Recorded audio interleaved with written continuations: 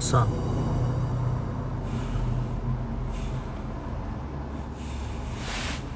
哎呀，估计等10分钟，这太阳就会下去。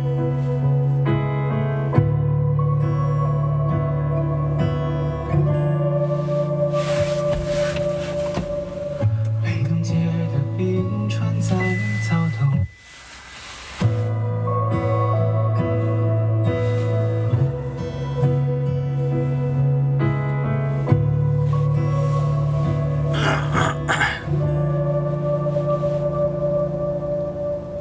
北东街的冰川在躁动，永夜尽头何时能埋抽？天际线只剩孤独方舟。可是谁的心里有火种？一点光就够温暖宇宙。我知道哪个人值得守候。为什么交集靠太近反而犹豫？如何说出口？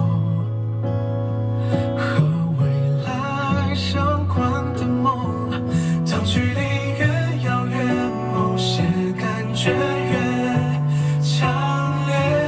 有一种爱就像是渐进的自由，任漫天流言或蜚语，从来不曾在意。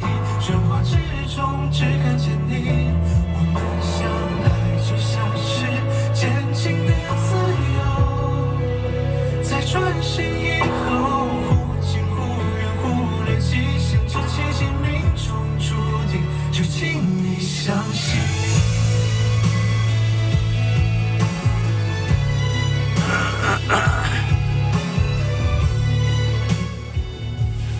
很酷的感觉，现实当中也酷。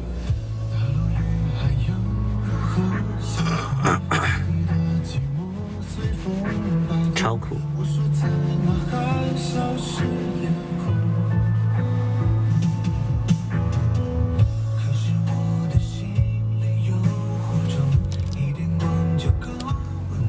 宇宙，我知道有个你值得守候。为什么交集靠太近反而犹豫？如何说出口？和未来相关的梦，当距离越遥远，某些感觉越强烈。有一种爱就像是渐进的自由，任漫天流言或蜚语，从来不曾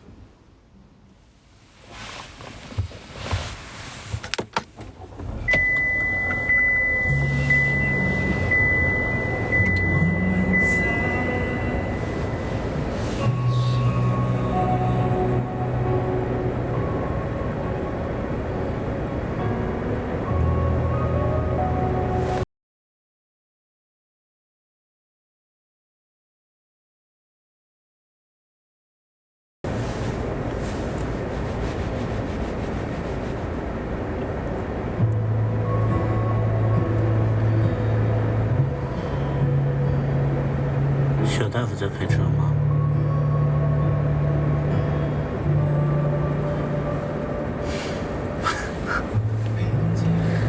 我车是在行驶的状态吗？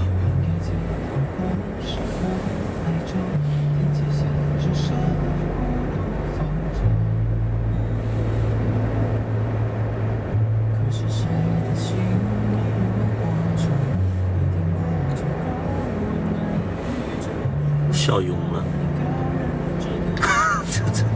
我真的是笑晕了，哎。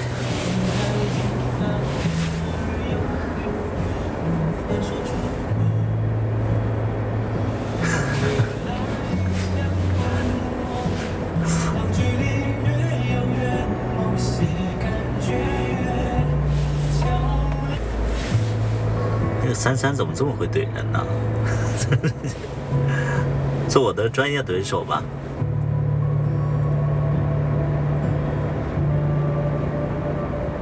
直播间里需要你这样的人才。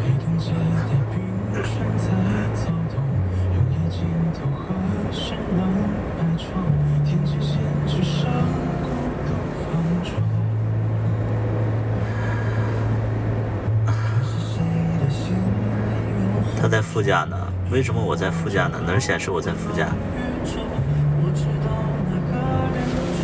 哪里显示我在副驾？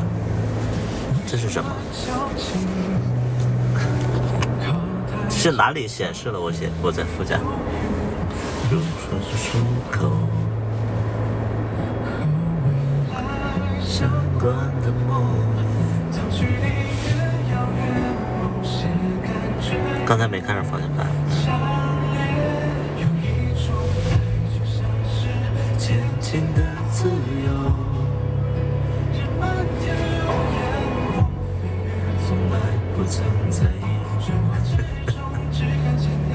这个叫33的逗我。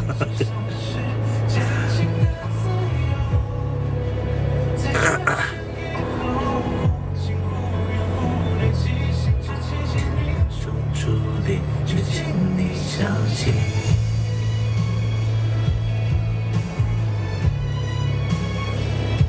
好了，现在是北京时间的16点54分，欢迎大家来到我的直播间。您现在听到的是由熊猫堂带来的《渐进自由》。他在找存在感。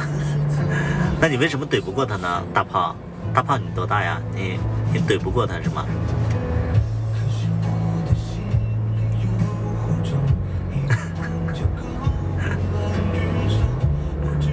怼吧怼吧，怼的。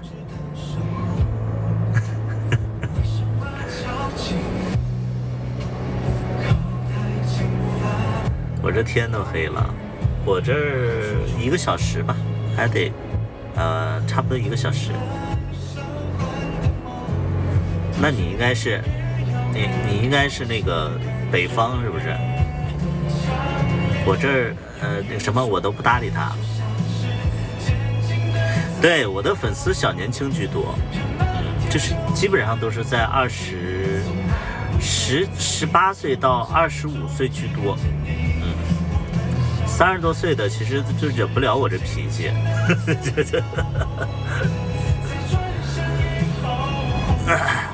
对，就是他们没有生活的经验，确实是这样啊。这个33可能就是爱怼人，但是说的没问题。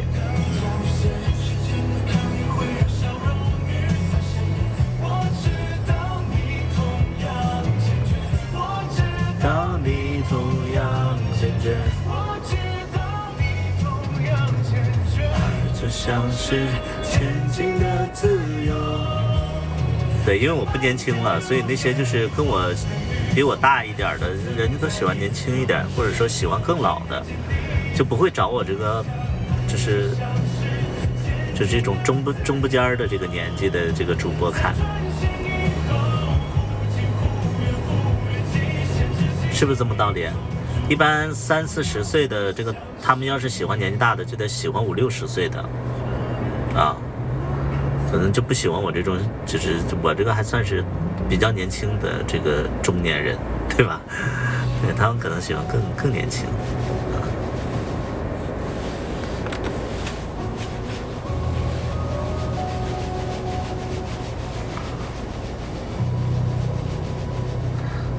买过你专辑啊？OK， 那你今年多大？33多大呀？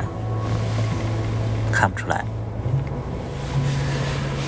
主播红绿灯走那么久吗？我在路边我在路边停车呢，我没往前走，我在等一个朋友，在等91年91年，那不算大。我在等一个朋友，然后一起吃个晚饭。我第一台车也是小鹏什么系列啊？小鹏什么型号呢？我看我知不知道。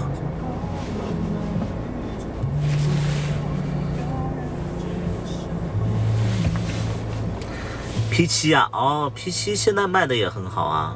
P7就是那个就是那个有点类似于跑车那个，是不是？P7我们当时还看了，差点没买。P7我们看的时候是25万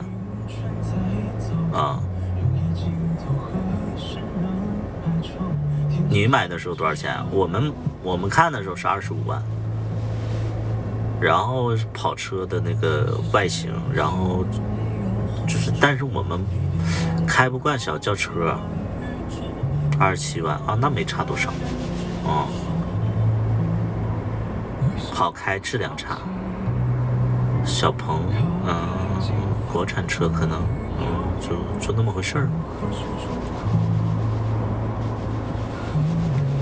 我开不惯小轿车，就是我第一个车是宝马 i3，小轿车，开就一直在撞，就是都是小撞，撞。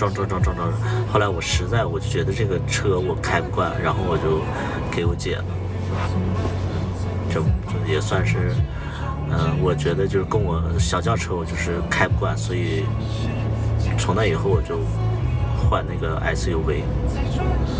我最喜欢的车型应该是那个什么凯雷德呀，然后航海家呀，领航员呐，就这种，就喜欢大车，最近还喜欢那个就是坦克500，对，喜欢坦克500。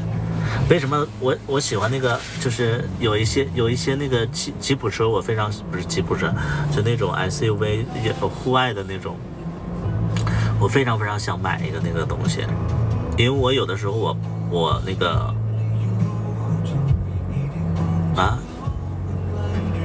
我买的是那个车我也买过那个为什么我要买那个坦克有一款，好像是坦克还是北京有一款，就是它的那个后备箱那块它可以就是只开一点点，然后这样就方便我们拍摄的时候就是摄影师去拍，要不然的话你这个就是我们现在就开车拍戏的话就是比较不太方便，因为这个后备箱咱们都是正常的就是周开的嘛，它那个只可以开那么一点点，就很适合拍摄，就把那个摄像机给怼出去。对，可以开一点点，我觉得那个我还挺需要的，但是就听说那个坦克其实就是市区里开不太方便之类的，都说坦克市区开不方便，而且我觉得坦克好大只的，有老虎。我这个也不省油我这个也不省油，美系车都不省油的我这个车就属于我开的比较省长城炮对，我这不省油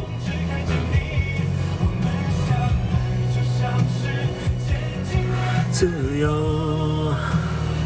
所以你一开始你买油车，你就买一个不省油的车，所以你就不会觉得说什么省油这件事情怎么样。但是我听说日系的车6点几个油确实是还蛮夸张的。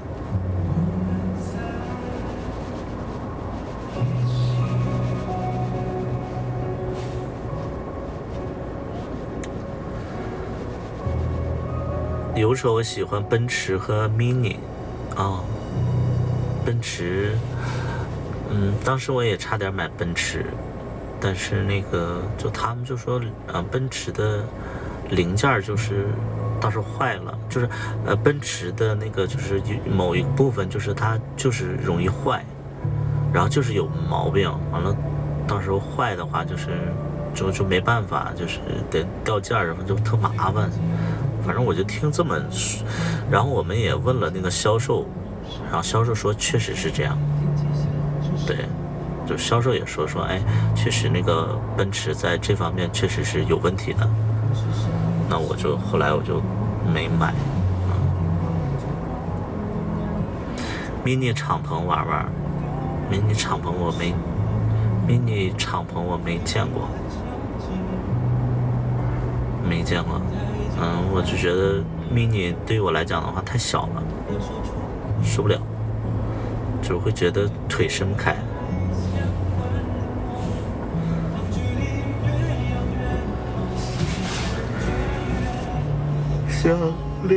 就像那个，这你们记不记得？就是我在拍芝麻的时候，然后我们，就是龙二开了一辆那个奔驰 A， 那个奔驰 A， 当时我还不会开车呢，然后那个奔驰 A 是卡卡的车，然后当时我就觉得哇，好牛逼啊，奔驰哎，完了就是还特别好看，内饰我都没，因为我那个时候不懂车，我也不看内饰，反正就去看到一个奔驰的标怎么样，就觉得好洋气的。然后等我后来其实我就想买车的时候，我就看了一下那个奔驰 A， 我说哎怎么这么小啊？对，就拍戏的那个卡卡。然后哎我就说怎么这么小啊？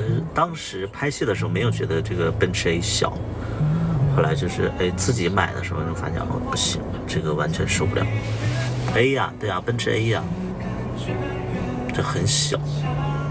对，我之前我拍戏的时候我没感觉到小，就实际买就发现就完全就是第二排就是特别挤了就。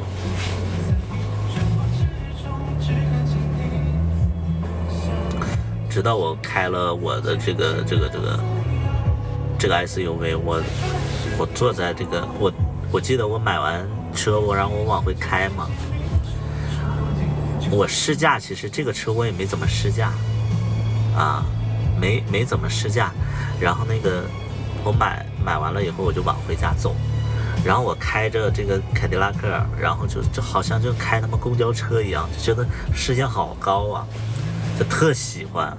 但是最近就是因为总开也不觉得视线高了，我就觉得如果说我要开上凯雷德呀，或者说那个领航员呢，可能那个视线会更高一点。我很喜欢那种高的视线的那种感觉，对，就是很爽的那种感觉，就像开公交车一样，就那种大货车、公交车那种，就觉得很有安全感。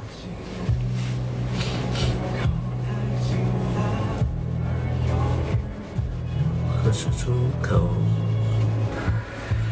其实我很想，就是我买这个车的时候，我还看了一辆车，叫飞行家，就是那个，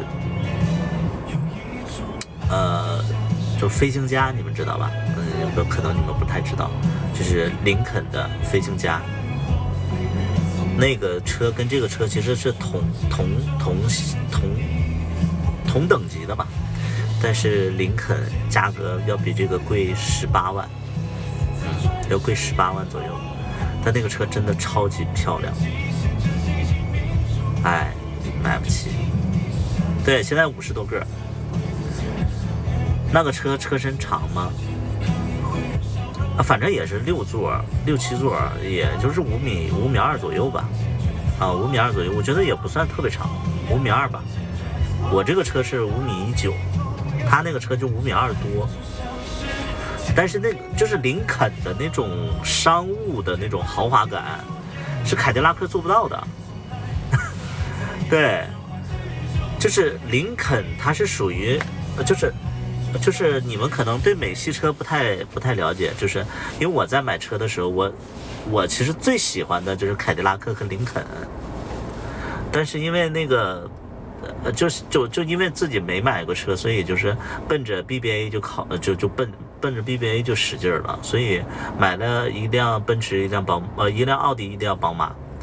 然后第3辆车我就说那性价比高一点，因为当时要拍戏，拍戏的话就经常会有这个摄影团队的人就是买个6座之类的。然后就看了那个凯迪拉克和林肯。我为什么喜欢凯迪拉克和林肯？就是美国大片里边的那个，就是那种，什么，就是美国大片里的什么总统啊，或者说什么那个国什么议员呐，就是那种就是商战片的那种，就是枪战片、追逐片的那种，全都是凯迪拉克和林肯。而且就是他的地位其实很高，就是欧美的那些明星基本上都开那个凯迪拉克或林肯。对。就是，然后我就非常非常喜欢这个凯迪拉克。结果凯迪拉克我看了以后，我就说那个凯迪拉克的内饰真的，那个叫 old school， 就是它，就是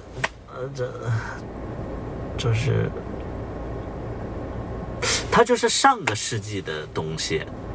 对，它不是说现在的东西，就是它就是非常非常的不年轻化，就是它就好像就是50岁的人喜欢的内饰，所以我就一直在纠结。然后我又看了那个林肯，我的天，林肯真的是完全长在我的审美上。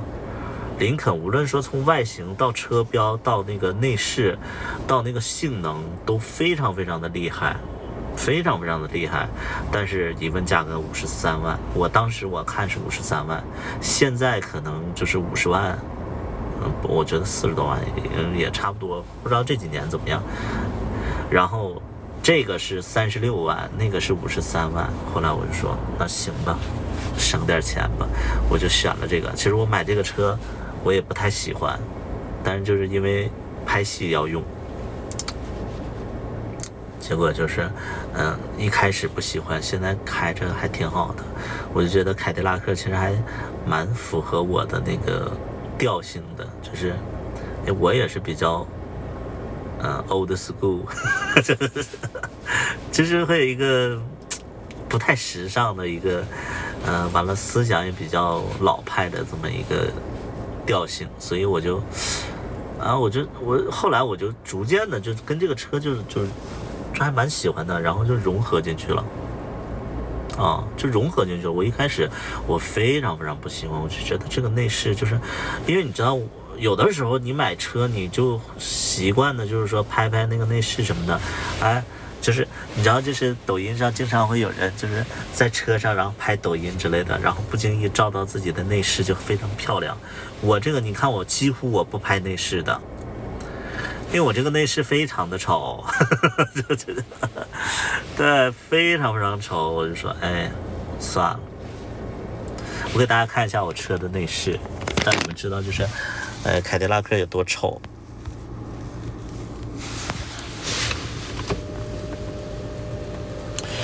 凯迪拉克的内饰就是不是丑，是老派。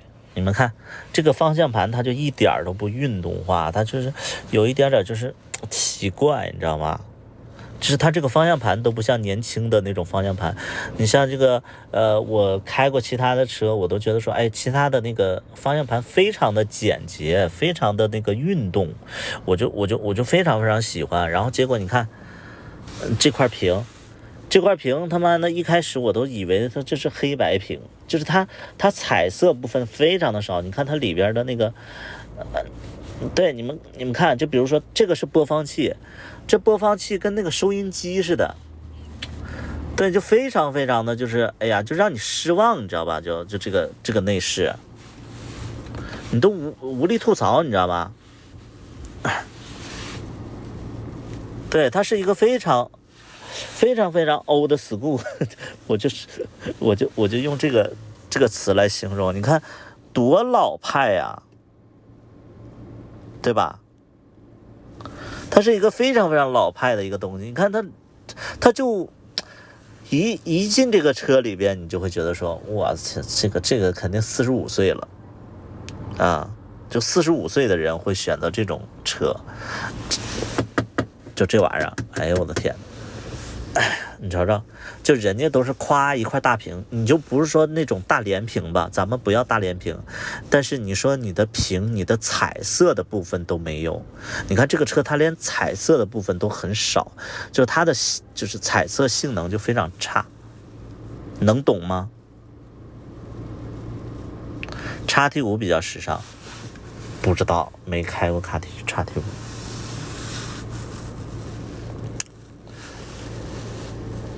但是我现在我就开习惯了，我说实在的，就开习惯了，那也就无所谓了。但是你这个内饰，我真的就是，你看我平时我都不拍内饰的，就非常的，就是你看这个方向盘，我就说怎么这么丑？这方向盘也就是这个标好看，我就觉得这个凯迪拉克的标真的很好看，但是呢，就是你看这个方向盘，非常奇怪。非常非常奇怪。新款大连屏，新款什么新款？你说的应该是那个轿车轿车，我这个是 SUV 都是，就是 XT6 都是那个老款，都是这个内饰。而且就听说 XT6 就一直近几年都没打算换内饰。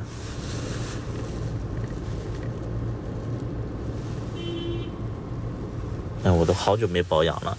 我第一次保养是13000公里，现在16000公里。XT5啊，没开过 XT5。XT5对我来讲的话，就是跟我之前买的那个奥迪的那个车，其实有一点点同级别。我就说那我不买，因为我就是想买稍微就是大一点的一个空间，对，它其实挺丑的，但是你看它那个，就是它空间其实比较大。这3排，虽然说第3排经常我就是当做就把它放下来，然后当做货车了，但是第3排能将就。就比如说我们要拍戏的时候，然后最后一排能将就个2-3个人。反正就比我之前买的那个5座要强，这个6座就比5座要强。我这是7座，这是6座啊，这6座。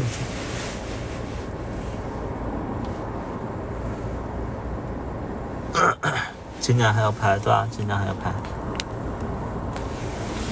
你也刚买的 XT6，但车子特别稳。为什么买 XT6？买那个领航员，不是飞行家吧？飞行家呀，飞行家都好。嗨，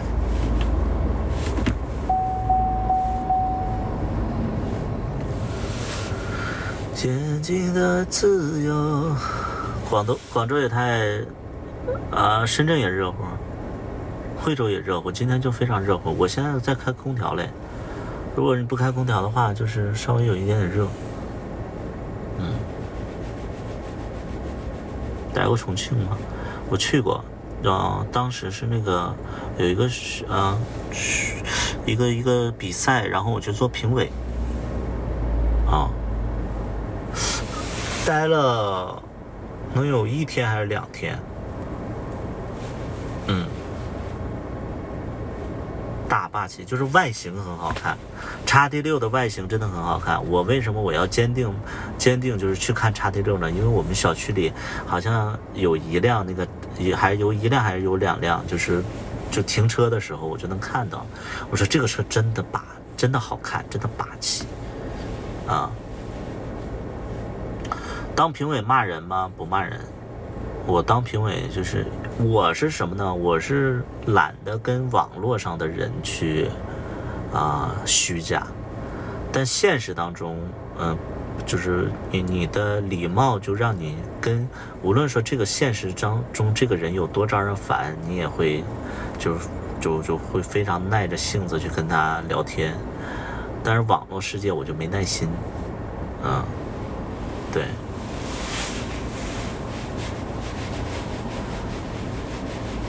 网络我真的这非常没耐心。现实当中，哎，对，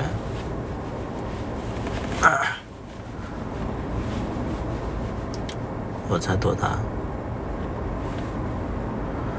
你家房子装好了没？也算是完成了90%多，但是还有没装完的。你看我也没拍视频，因为我想着年后再弄吧，因为年前说实在的没钱了。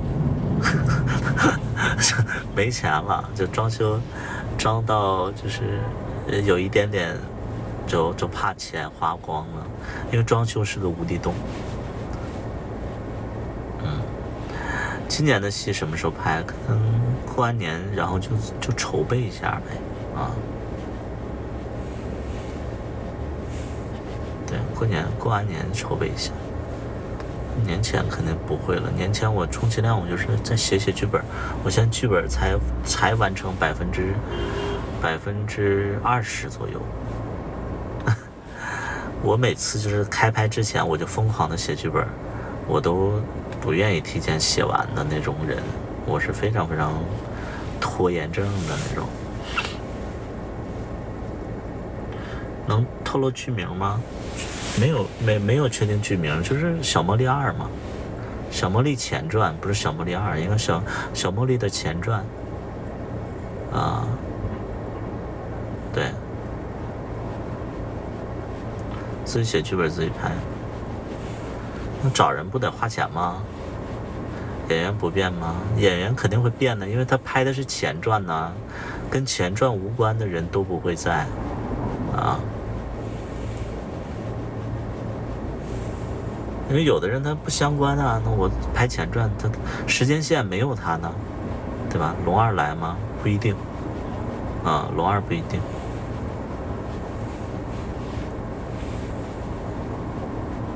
对，龙二不一定。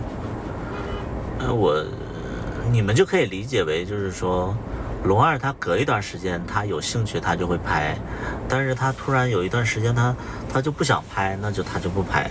他是这样的一个人，他没有什么必须做的事情，所以他其实是很随意的一个状态啊，所以就这个东西勉强不来。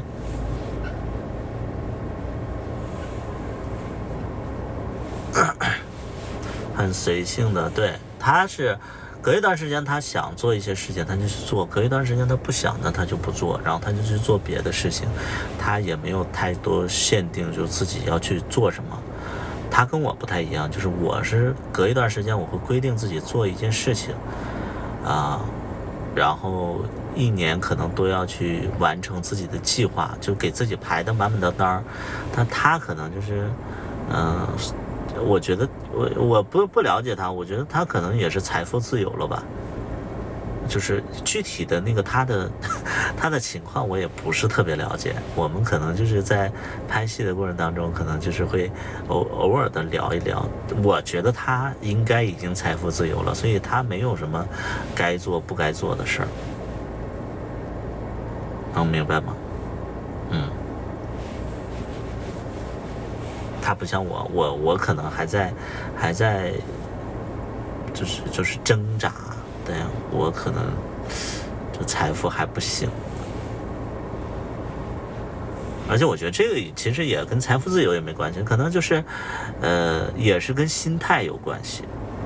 对，这可能也是跟心态有关系，就是有些人他可能就是比较那个叫什么，那叫有松弛感，就是他是一个比较就是不太会就给自己很大压力的那种啊，就是我不是那种人，我可能就是习惯性的让自己就是就是忙的时候很忙啊之类的，就是这种人的个性不一样啊，人的个性不一样。咱们营业额掉30%了，做什么行业呀？我结婚了没？我没结婚，我不结婚，我出柜了啊。我出柜了，哈哈哈哈哈啥呀？你是做什么的呀？掉了30%，又来了，什么又来了？什么营业额掉了30%？宠物生活。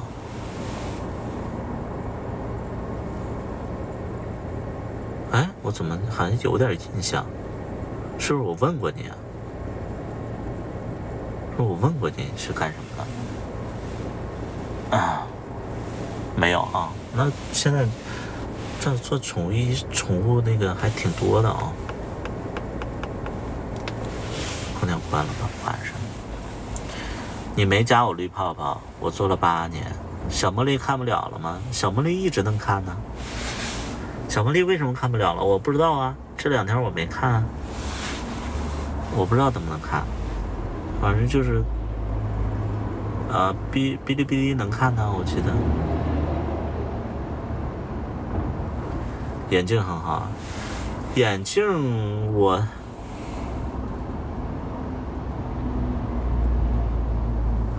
眼镜是我在哪儿买的呀？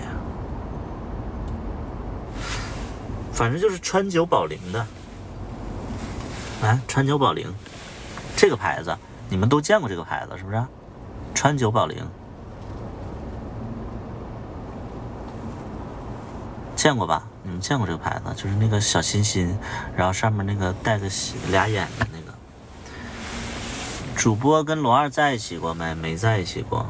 大概多少米我忘了，应该不到1000吧？就这种牌子应该不到1000。如果我没估计错的话，应该300左右啊，应该300左右。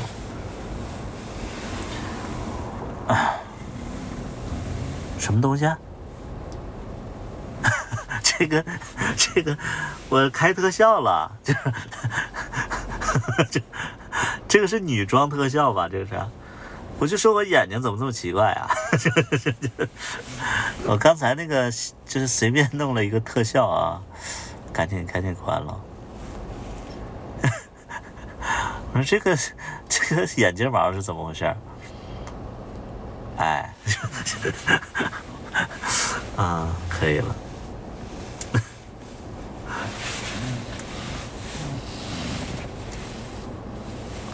很多人克你俩。没在一起过很可惜，没什么可惜的呀。我会觉得说我不知道你们有多少人能懂我的观点。我们在一起合作，在一起拍戏，在一起创作，在一起互相相信彼此，这个过程其实是非常美好的。但如果说这份美好延续到生活里边，可能我们会有生活上的压力，然后有争吵，有猜忌，有不信任，就是反而不美好了。就是其实因为我们合作的时候，这个状态已经很美好了，那我们为什么要破坏这个美好呢？就在一起其实不一定是美好的啊。就你们要知道，就是2个人在一起生活的状态，除非2个人都是非常非常的充实且向上的一个状态，那样2个人在一起的可能结果是好的。但是其实在一起生活其实就是会有摩擦，就会有一些不美好啊，所以就是没有什么可惜这种说法，我觉得没有啊。不行，我还是要有点那个特效。哎，行不行？这个特效行不行？啊，这个特效。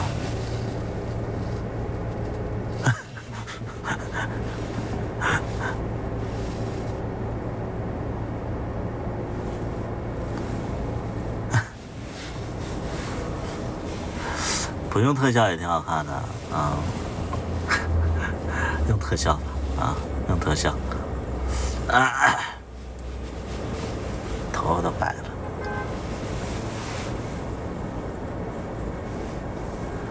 渐渐的自由。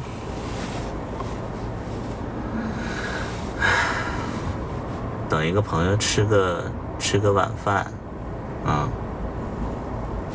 也是很多年的朋友了。然后他刚下飞机，就说那个一起吃个晚饭，我说那行。小大夫没陪，小大夫好像今天，就是小大夫有一个问题，就是他什么呢？他就他这个人吧，也可能我也是这个臭毛病，但他也有这个毛病，就是什么呢？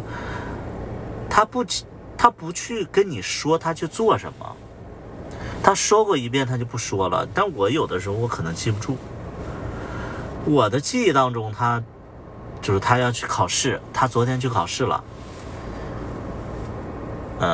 考一个什么职称的一个试，考完试以后，他就说他想去那个中医馆，然后去针灸，说他那个就是什么痛风没好之类的，他想去针灸。结果他一大早他就出去了，出去以后他也没跟我说，然后他也不会这个过程当中也问问你几句，没有，他就是不交流。我就觉得就是跟他在一起其实没安全感，对，就是他不像我那种，我有的时候我还挺话痨的，他又话又不多，所以就是就觉得无能为力。我对他其实后期我就觉得很累，包括昨天我们其实昨天其实有聊到分手之类的，我其实确实是舍不得，但是我觉得顺其自然嘛。如果说就是真的要分手的话，也逼自己去接受，因为毕竟就是还是那个问题，就是在一起工作的话节奏不相同，然后他又不努力，然后不在一起工作的话会渐行渐远，对，所以就顺其自然嘛。我觉得舍不得也要去接受这个事情，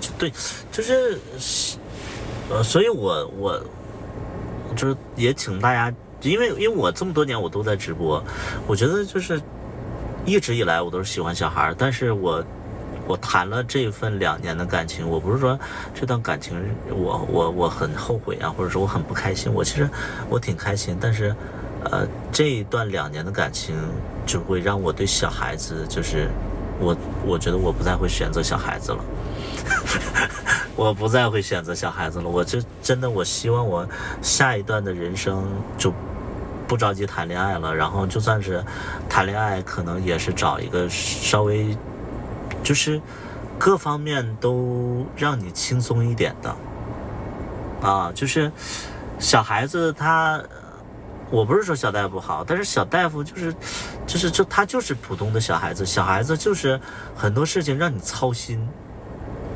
就比如说他在外边的那个社交能力让你操心，他跟你家人的相处方式让你操心，包括他就是2个人就出去怎么样的，他不会让你放心，就是很多的认知你得给他普及，你要是管太多，他会觉得你太严格，然后2个人不平等。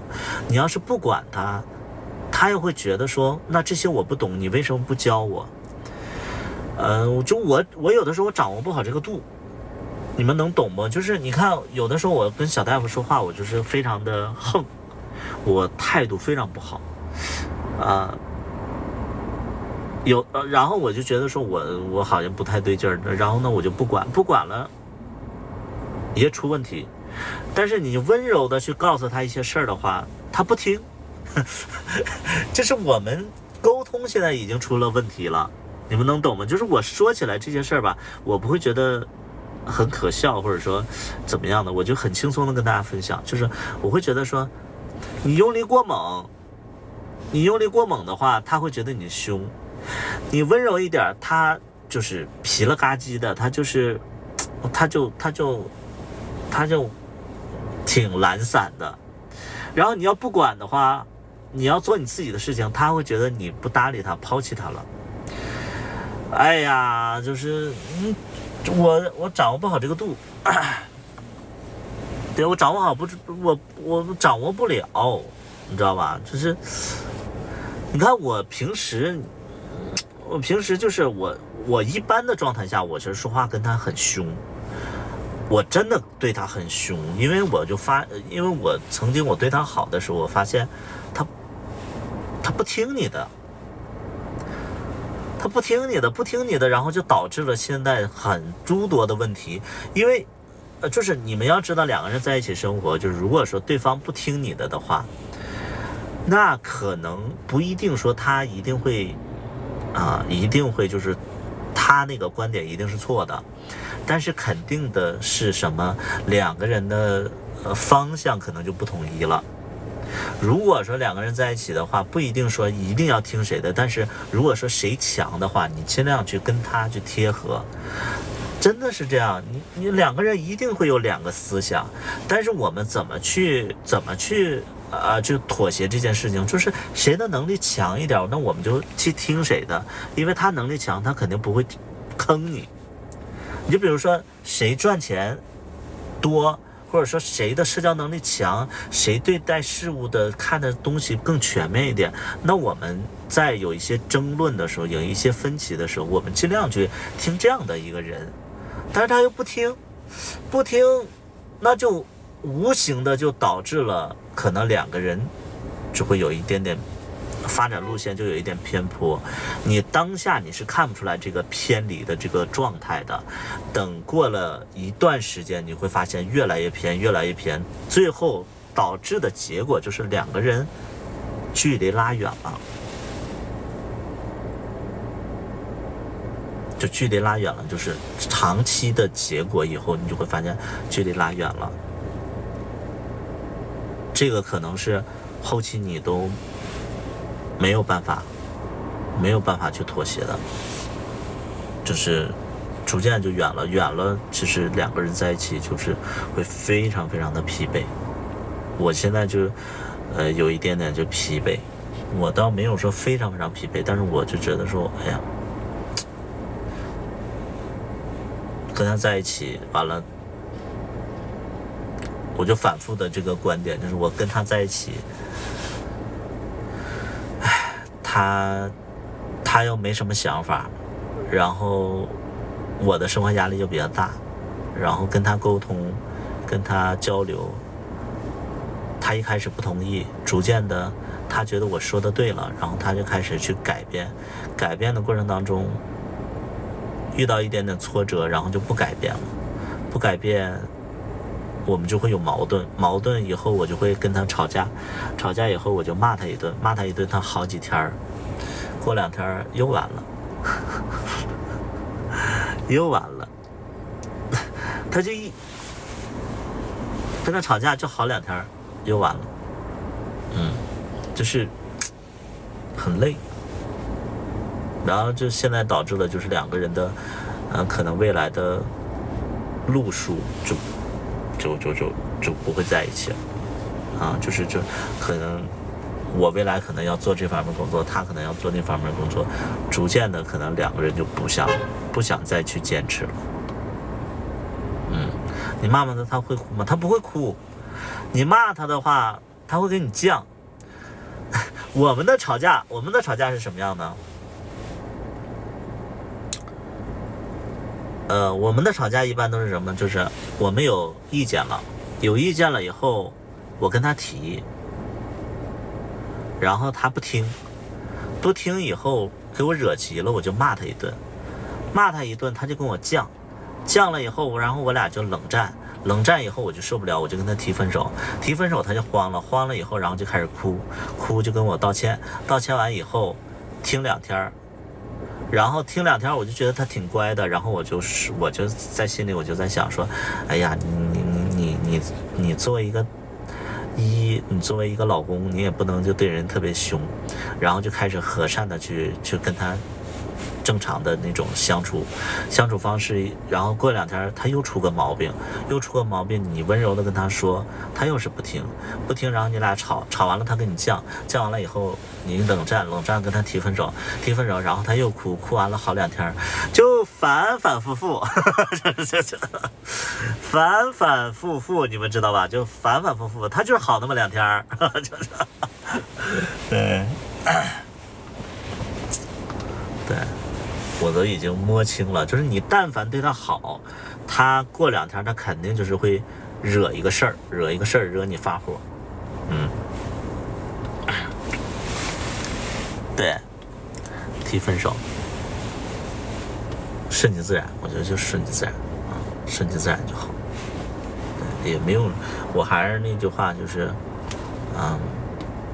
时间长了，其实大家就会累了就累了，自然而然谁也不会就是说一直持续这种状态，因为现今的社会不允许你在感情里消费太多的精力，现在的经济这么差，能活下来已经是非常非常难的，没粉啊。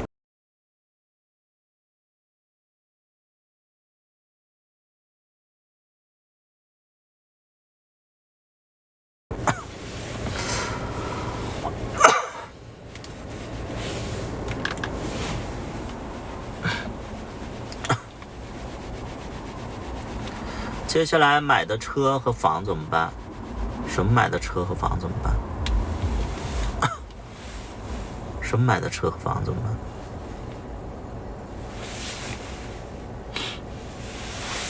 要你相信。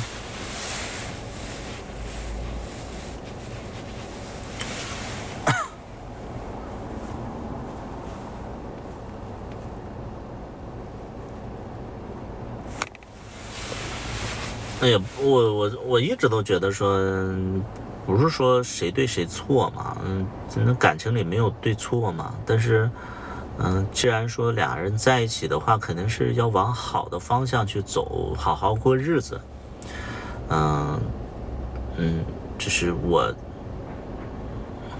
估计他的意思是分手，财产分割。哪涉及到财产分割呀？这是小大夫一个24岁的一个小孩，他怎么会有财产，对吧？他没有财产要分割，怎么会有财产分割？他才24岁，你觉得24岁的一个人他会有财产吗？对，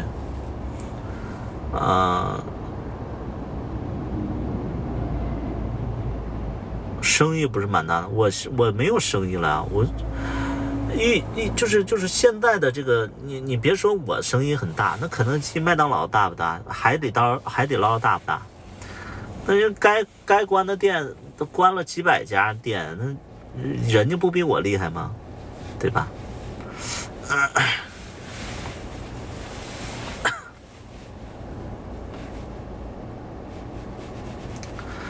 要你相信，拿青春陪你玩吗？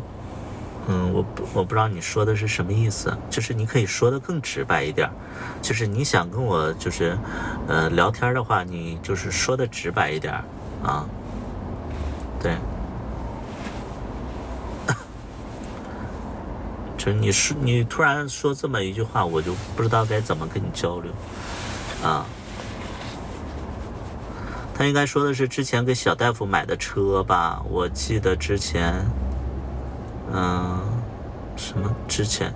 我记得之前已经卖掉了，就是说在一起没有保障吧？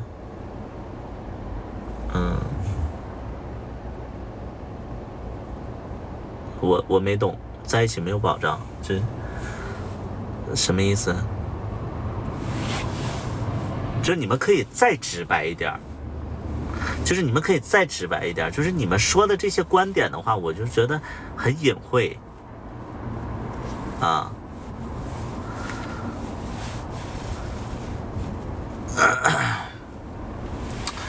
就当他是自己的孩子来疼，这样可行吗？要自己的孩子的话，我可能会更严格一些。这不是自己的孩子，反而就是说没办法去干涉他的人生。如果说他是我的孩子的话，我会，会比较的，就是要求他。现在就没办法要求，因为虽然说你们是恋爱关系，但是，他是有主观意识的，而且，对吧？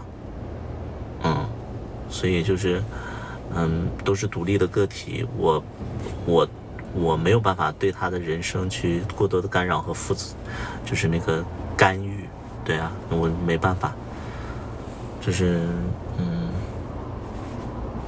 所以我巴不得就是就是我们的关系再亲近一点，那我肯定会管他，因为我会觉得他，现在会有很多的问题，我也管不了。对，我现在管不了。就比如说，就未来发展这一块，就是如果说我真的可以像家人一样，那他死活他都得跟着我。那他跟着我的话，那我一定会要求他去，就是跟我的生活是会有一些相关的发展的，而不是现在就是因为我。就是他现在本职工作，就是他之前的本职工作又没有什么发展，然后我让他跟我一起做相关的事情，结果他又不做，那不做这个过程不做，那我说实在我没有办法，就是他不做我真的没有办法，因为他可能有其他的发展，或者说他的未来重心不在你这儿，所以就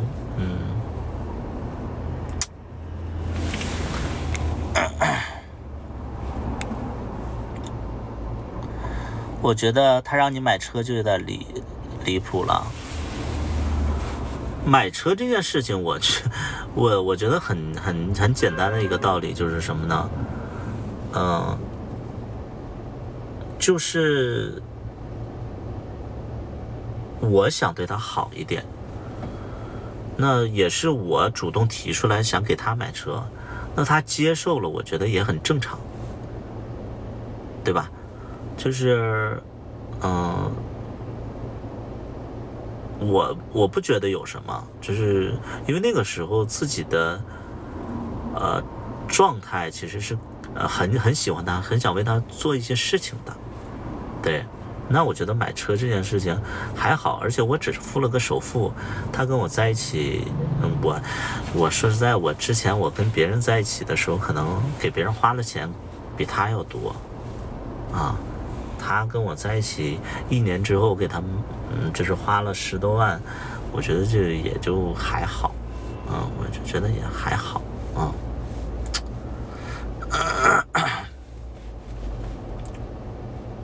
对。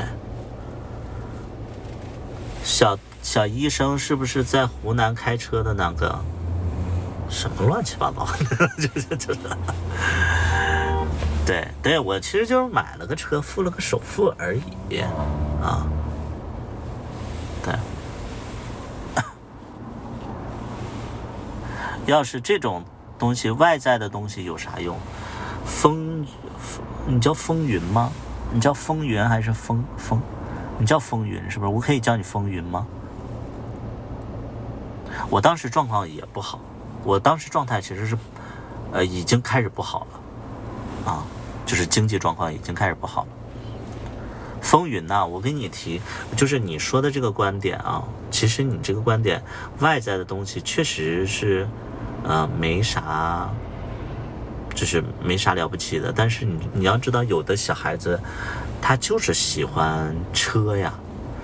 你就好比有的人喜欢打游戏，然后在游戏上充了很多钱，有的人可能就喜欢车。那其实每个人有自己的重心，包括有的人可能喜欢就是make love， 就是他一定在你的生活里边，他会有一个所谓的就两个人的在你生活里的一个重心。那我觉得他喜欢这些东西也很正常，也很正常，而且这个是相互是自愿的。虽然说那个时候我的生活状态已经出了很大的问题了，但是我会觉得我这个东西是他跟我在一起一年之后，我应该给他的一些小礼物之类的。对，分手了没分手？没分手，没分手，他们只是跟我聊天。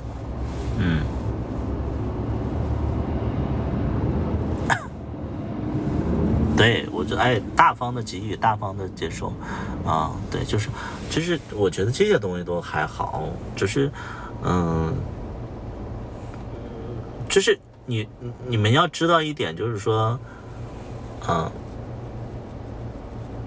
真实的恋爱生活其实就是涉及到物质的，而不是说像你们像是什么学校里啊，或者说什么是什么网络世界里啊那些东西吧。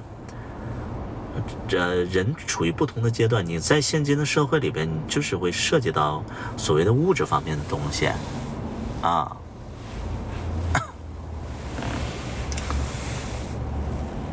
估计一时半会儿分不了。我这就我就会觉得说分开我肯定会舍不得嘛，但是现在就是看自己大脑最直观的这种感受是更累还是更就是会累到受不了，还是会就是更舍不得这段感情。我现在就主要这2点嘛，对吧？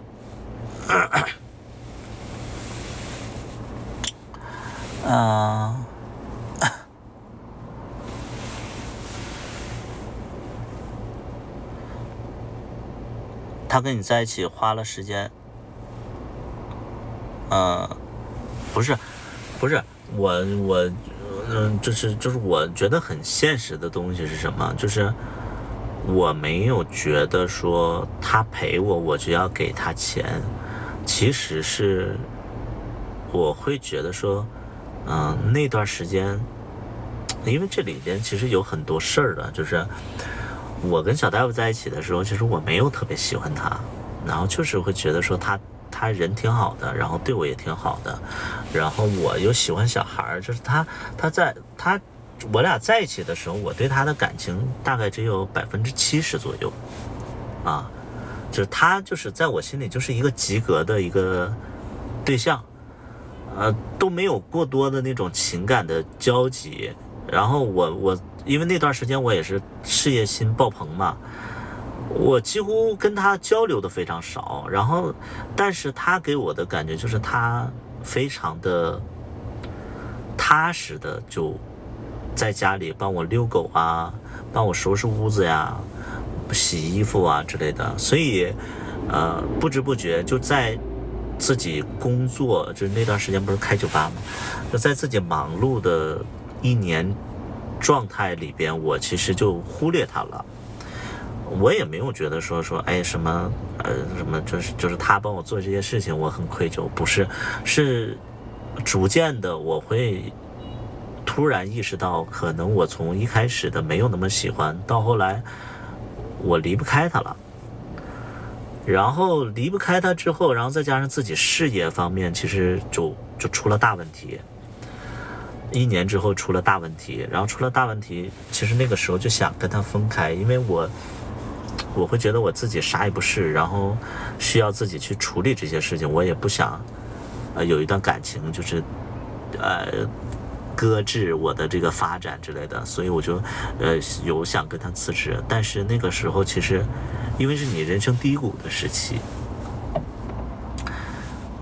朋友们，你们要知道，你人生低谷的时候，你把你身边的人往外踹这个行为，可能在你心里可能是一种解脱，但其实你已经没钱了，这个时候你把身边人踢走的话，其实你是无比的空虚的。我把他踢走之后，我发现那一刻我的天就好像就是有点要塌了，我啥都没有了，完了感情又让我自己给踢走了，所以你是接受不了的，后来我就说那不分了，然后我就突然意识到他其实这一年他受了挺多的委屈。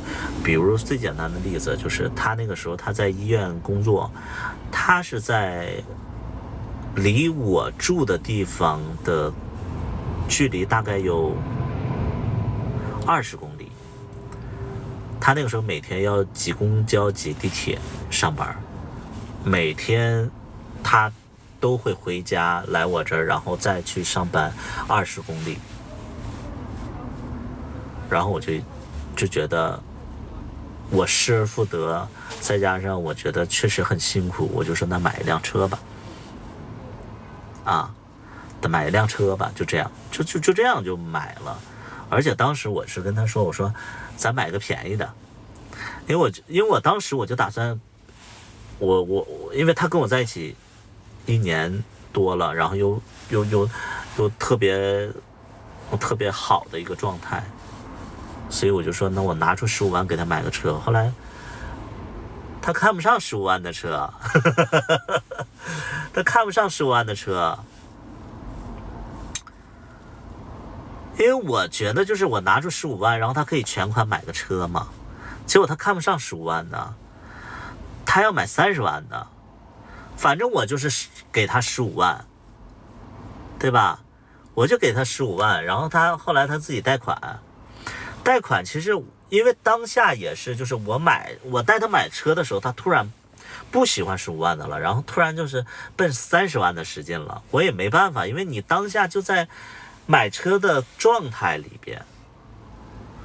然后你就算是有不想让他买这么贵的，然后你当下可能也没反应过来，所以就莫名其妙的就是后来就看了很多车，然后就确定了一个30万的车，他自己带了15万。但是我心里我就在想，我说他妈的，你带着15万会影响到咱俩生活的水准呢，对吧？我就心里的我的想法就是说，他妈的真的是小孩子心眼特别多，你知道吗？你是我给你出了15万你自己贷款，但是你他们要每个月还贷款的话，那我每个月我不能看你就是那过得不好啊，对吧？所以后来就是我自己感情就是我自己的经济状况越来越差，他又有这个贷款，所以我们在一起生活就是所有的开销都是我，然后他有的时候他钱又不够花，但是他也没找我要过，好像是基本上没找我要过。但是我就在想，我说他妈的，当时买个15万的车你就开呗，完了你每个月如果说我没钱的话，你还能填补，就是往家里填补一点。结果这可倒好，你那边溜干净，全磕我，你知道吗？就这种感觉，也是没办法。我觉得这小朋友他，我不觉得这是一种怎么样的一个太严重的事儿，但是确实，逐渐的自己的经济出了问题之后，就发现这个事情就越来越大了，对，所以就现在就矛盾呐，很多事情他不听我的，那逐渐的就俩人矛盾会越来越多，现在就主要是这些问题嘛，留着15万再好好投资自己更好。他喜欢车呀，他就喜欢车呀，那没办法，他喜欢呢，主要是钱的问题两个人在一起生活，其实钱是很重要的两个人在一起生活就钱是很重要。刚才有一个评论区里边一直有人在刷一句话说，那你就当他是个花瓶，你就一直宠着他呗。你说的这个观点吧，是我有钱的情况下我可以一直宠着他，但如果说就是家里赚钱的那个人出了问题的话，生活会有很大很大的翻天覆地的变化的。那个时候感情的状态就绝对不像是之前那种你能把控的状态了。所以就是感情里边，你们千万别指着一个人去付出。一个人付出，这个人如果倒下的话，你又没有能力撑起来的话，这个关系一定会散的。能懂不？你们能懂不？就是感情状态里边，如果说这个人有钱，你让他付出没问题，但是同时呢，你也要储备一下。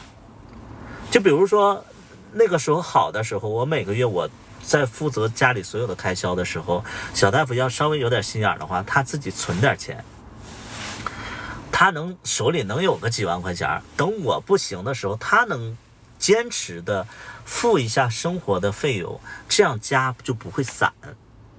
但是你看，我有钱的时候你也不存，我没钱的时候你也不存，那俩人是不是就崩了？对不对？那就崩了，是不是这么个道理？所以说感情这个状态里边吧，就是谁也别带着那种就是说事不关己的那种状态，那是不行的。因为钱真的很重要，你每个月的开销就固定的是那么多的时候，那你必须你得存钱呢，对不对？所以感情状态，你有的时候你为什么两个人会分手，对吧？为什么会分手？因为就无力支撑了无力支撑了。你像如果说我现在如果说跟小大夫分手的话，小大夫他兜里1分钱没有，他只有那个贷款的钱，就是他那个买车的时候那个就是车贷的那个钱。因为卖车的时候其实是人家会把那个车贷的，就是别人会全款买你这个车，卖二手车的时候人家会付全款，然后付完全款以后，你把那个就是那个车贷去还。但是因为他刚买车，所以他现在那个钱还还不了贷款，所以他这个现金就在他自己银行卡里边，所以他现在只有那个银行就是欠银行的钱，他握在手里边，他1分钱他都没有所以我就是我要跟他分手的话，他1分钱都没有。我现在这个状态我也没多少钱了，所以就是现在分手都分不起我也不忍心，我就说就如果说我要有钱的话，我就狠心一点，然后我就给他钱，然后他就分手了。现在分手分不了，那你说我跟他分手了，他去哪儿呢？他哪来的钱呢？他难道就把那个就是车贷的那个钱花掉吗？预支出去吗？这个我跟他在一起2年，我不想让他做这种事情，你们能懂不？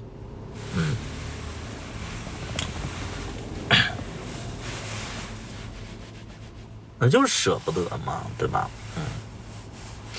一起下海赚钱，你俩一起还用不着别人。我俩下海赚钱的话，我首先我得就是花半年的时间我健身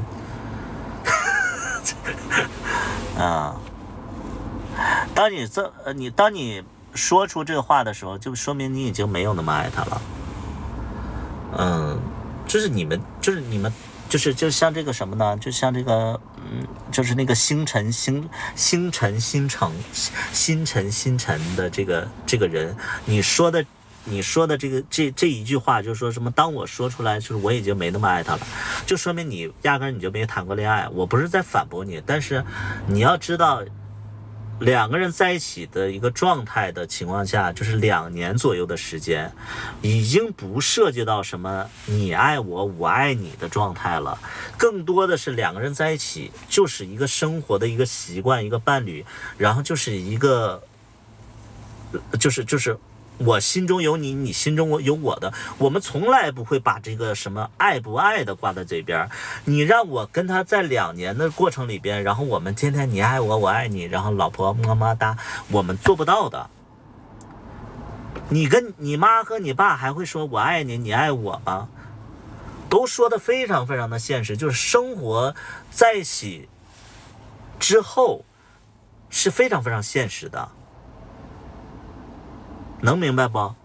你们能明白不？就是两个人在一起的，我觉得大概几个月的时间，甚至半年的时间，可能两个人是处于那种爱的焦灼的那种状态，他就是我离不开你，你离不开我。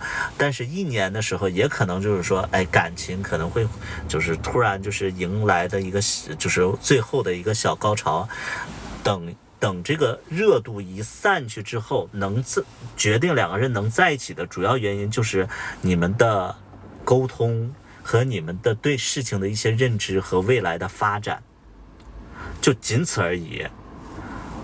能决定不分手的一个主要原因就是一个责任心，就是责任心，就是如果说就是两个人在一起很多很多年之后，能非常非常的就是说还在维系这段关系，我觉得很大一部分原因是因为责任心啊，就是他跟你分手了，他没钱了，那你怎么办呢？啊，小孩子有啥责任心？所以现在就是我有责任心，所以我就觉得说，哎呀，我觉得好累啊，就是我觉得好累。他没有责任心，但是他就是我跟他交流过，我说那你如果你也累的话，你跟我说，咱俩就分开。他说我不想跟你分开，因为我很爱你。你知道他跟我说什么很爱你这个3个字的时候，我会觉得说，就是我会觉得有点是有一点点，就像刚才有人跟我说什么，我说那句话已经代表你没那么爱他，就是你们现在还在说这个爱的字，对，就有一点点幼稚。因为两个人在一起2年了，2年，他要是真爱你的话，他应该为了你去努力呀。他爱你的话，他应该就是想办法，就是说解决一下你生活上的难题。比如说这个月电费我来交吧，你都已经这么难了，我来交吧。啊，那个就是工作上那个你放心，家里我给你安排的明明白白，你不用担心，这他妈叫爱。你们能懂我的点吗？就是如果说两个人在一起2年之后，什么叫爱？爱是说我给你承担你生活上的压力，这他妈叫爱。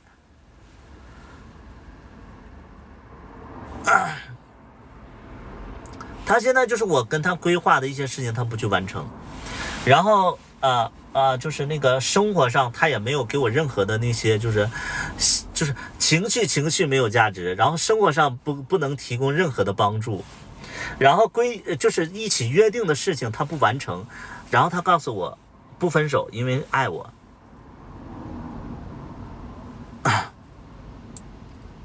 你知道吧？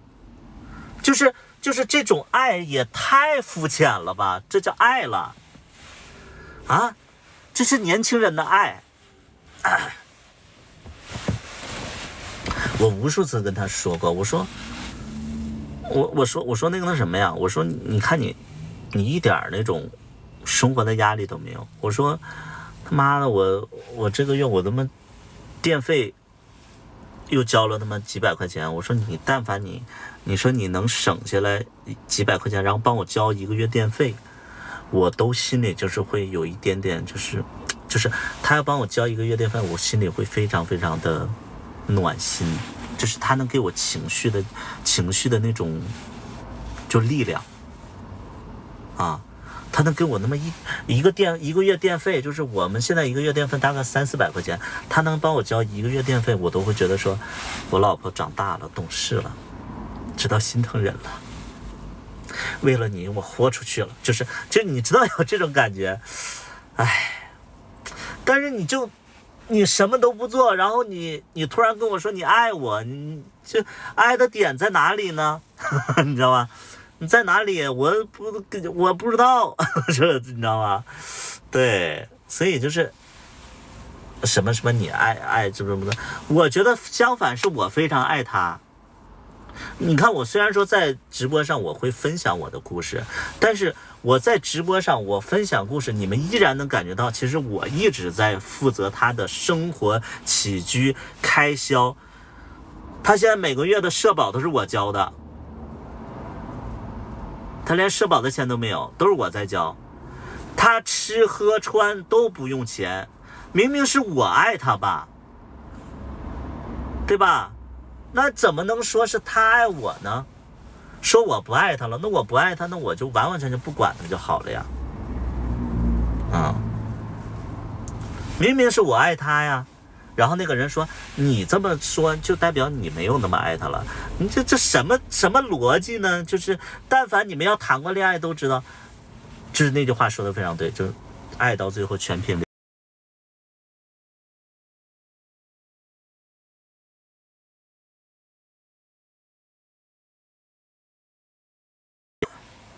现在不是恋爱脑了吗？你们觉得我是不是？我觉得我还是，我觉得我还是啊。你们不是一个世界的人，就是他年纪太小了。你要说他有大问题，没有大问题。你就是他一直都没有大问题，但是这些小问题就导致了两个人可能会最终的结果可能会渐行渐远嘛。没分啊，没分。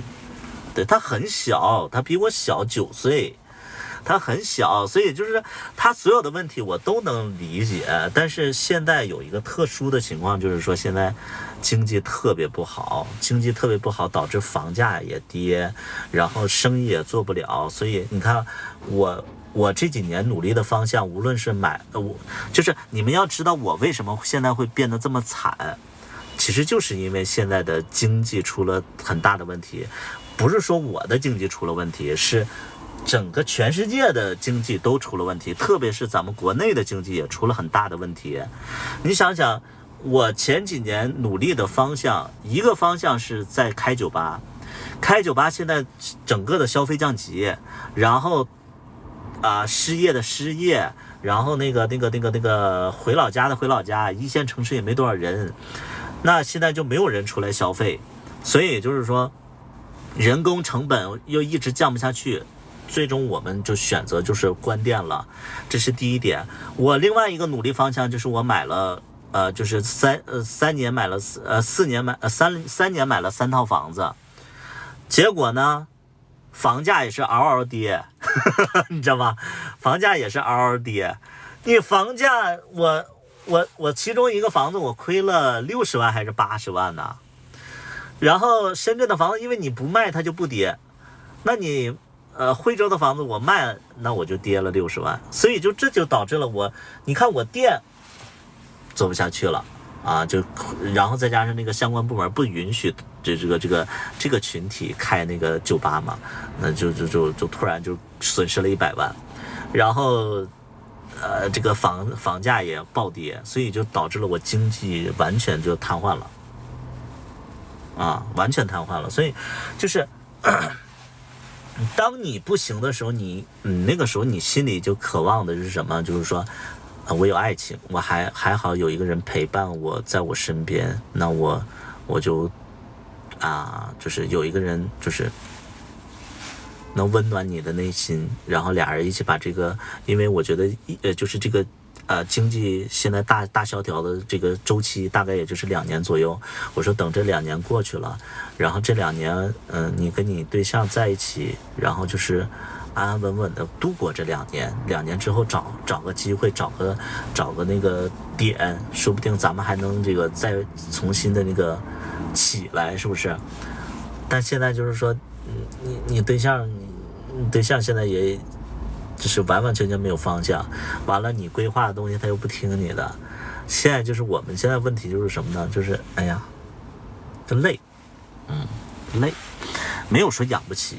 他能花多少钱呢？他花不了多少钱。但是我们现在最大的问题是什么呢？他现在就是什么都不想做。我们规定就是我们一开始计划的就是说，他把工作辞掉之后，然后我们就做自媒体，然后我们就，因为你们也知道其实我别的不说，我的造星能力还是比较强吧。你们能懂这个词吗？就是我的造星能力还是比较强的，对不对？你看，就跟我拍戏的有，对吧？这还是有能力，我把那个就培养出来，对不对？其实我们就规划的就是这个东西嘛，就不是说把他也捧的就那么那个有热度，但是呢，就想着说俩人一起做那个就是互联网的什么广告啊，接广告什么的，把这2年将就过去，对不对？你这个计划的非常好，结果实行起来他不做不做我们就因为这个事儿吵架，吵完架以后，他说他又做了几天又不做了，就持续的是这样。然后现在那你不做的话，那我未来我拍戏，其实我就非常简单嘛，就是说做自媒体，那我以后就带着他，我拍戏也带着他，然后锻炼他一下社交能力。